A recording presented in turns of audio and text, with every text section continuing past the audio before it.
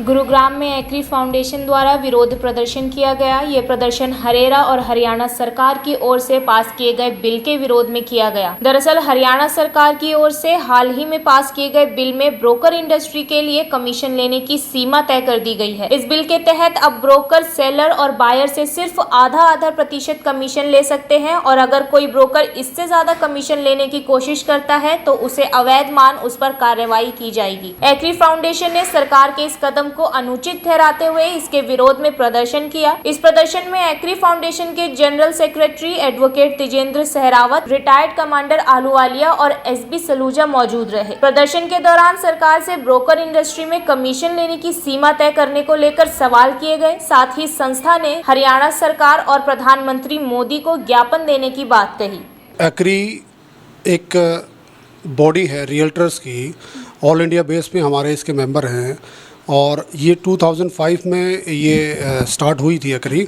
और इसका basically purpose ये था कि रियल्टर्स जो ब्रोकर्स होते हैं उनको एजुकेट करना और उनको नेरेड को एसोचैम फिक्की वगैरह का मेंबर बनाना, वहाँ से ट्रेनिंग दिलाना और टाइम टू टाइम जो गवर्नमेंट की स्कीम्स आती हैं वो अपडेट करना।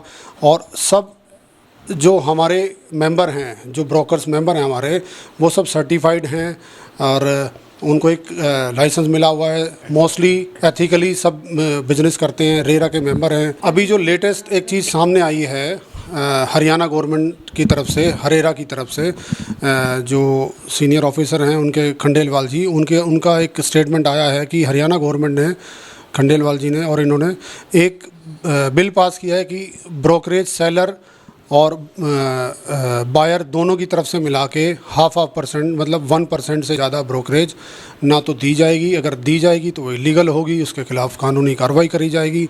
एक बिल्डर भी 1% से ज़्यादा ब्रोकरेज नहीं देगा। तो ये इसके खिलाफ हम एक प्रोटेस्ट कर रहे हैं और ये बिल्कुल ही नाजायज़ कदम उठाया गया है सरकार के द्वारा। जो एक कॉमन मैन का फंडामेंटल राइट होता है कमाने खाने का, और उसके बिल्कुल अगेंस्ट है ये।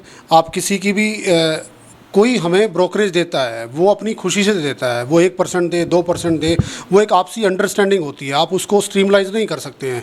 ये तो बिल्कुल ही तुगलकी फरमान है। हम परसेंटेज के लिए डिमांड नहीं कहते कि हमको 4% मिले या 5% मिले। हम सरकार को ये संदेश देना चाहते हैं कि आप किस बेस को लेके आप ये हाफ को निश्चित कर रहे हैं। हमारे ओवरहेड एक्सपेंसेस हैं और हमको कंपेयर करिए, हम कोई अनपढ़ वो लोग नहीं हैं, सब पढ़े लिखे हैं। जैसे डॉक्टर है, वकील है, उनकी कोई फ़ीस या उनकी कोई जो भी कंसल्टेंसी की चार्जेस हैं, क्या सरकार ने आज तक कोई निर्धारित किए हैं? वकील अपनी मर्ज़ी से पैसे लेता है, डॉक्टर अपनी मर्ज़ी से फ़ीस लेता है। तो आप हमारे ऊपर ये प्रतिबंध क्यों लगा रहे हो? हमारे ऊपर ये रिस्ट्रिक्शन क्यों लगाई जा रही है कि आप इतने ज़्यादा नहीं लेंगे तो ये होगा वो होगा? ये गलत है और हम इसी के लिए प्रोटेस्ट करना चाहते हैं। बेसिकली हमारा जो फील्ड है ब्रोकर्स का, कहने को ब्रोकर्स की बात है, रियल्टर्स में हमारा इतना काम हो जाता है, ऑफिस सेटल करना, उसके बाद स्टाफ रखना, उसके बाद आप जब एडवर्टाइज़ करते हैं तो आप बताइए, एक एडवर्टाइजमेंट जहाँ तक मैं समझता हूँ कहीं भी मिनिमम आज की डेट में 4,000 रुपये पर एडवर्टाइजमेंट निकलती है। और एक एडवर्टाइजमेंट निकलने से कोई ये नहीं होता कि एक परचेज़र हमारे पास आ जाता है। We have to give it multiple times, तब जा कर के एक परचेज़र। ओवरऑल चांसेस अगर आप देखें 50 में से अगर एक भी हमारी डील होती है, हम अपने आप को बहुत लकी समझते हैं। ओवरऑल इससे कहीं ज़्यादा कई बार भी होती है, नो डाउट इससे कम भी आ सकती है, लेकिन चांसेस ज़्यादा हैं। विदेशों में भी जो कमीशन है वो 5 से लेके 7% तक चल रही है, जो सेलर देता है। इसके अलावा जो प्रमोशनल एक्सपेंसेस हैं वो भी सेलर अलग से देता है, उसके लिए कोई बाइंडिंग नहीं है। जब वहाँ 5% या 7% है तो यहाँ पर हमें आधा % में क्यों बांधा जा रहा है? Bureau report, Divya Delhi news. ताज़ा तरीन खबरों को जानने के लिए अभी टाइप करें दिव्या दिल्ली न्यूज़।